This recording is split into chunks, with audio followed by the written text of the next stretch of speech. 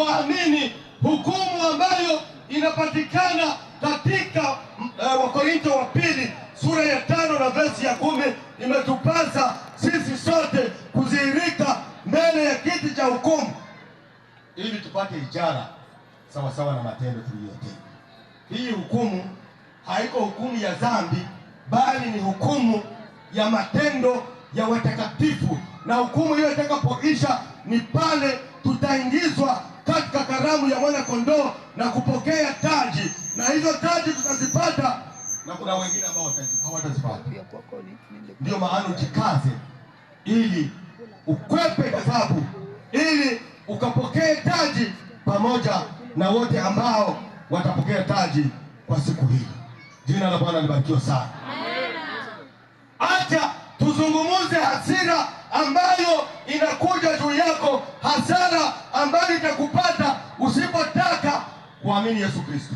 Hasara ya kwanza, mlango wa mbingu utafungwa juu yako. Bwana tusamehe sana. Amen. Lango la mbingu litafungwa juu ya maisha yako, utapiga hodi na Mungu atakuambia sikukujua.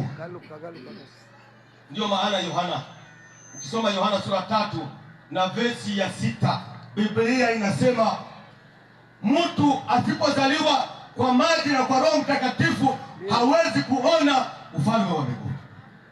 Na wewe mlango utafungwa kama hauzaliwi kwa Roho, hauzaliwi kwa maji, hauamini Yesu Kristo, haubatizwi upate ondoleo la dhambi, utapata kufungiwa mlango, hautakuwa na access ya kuingia katika raha ya mbingu. Jina la Bwana libarikiwe sana. Amen.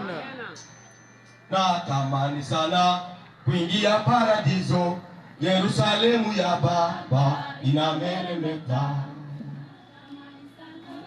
Kuingia paradiso, Yerusalemu ya Baba inameremeta.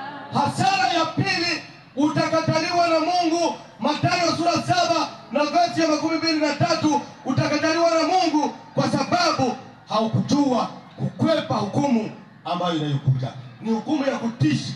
Na hasara ya tatu, utatupwa katika ziwa la moto.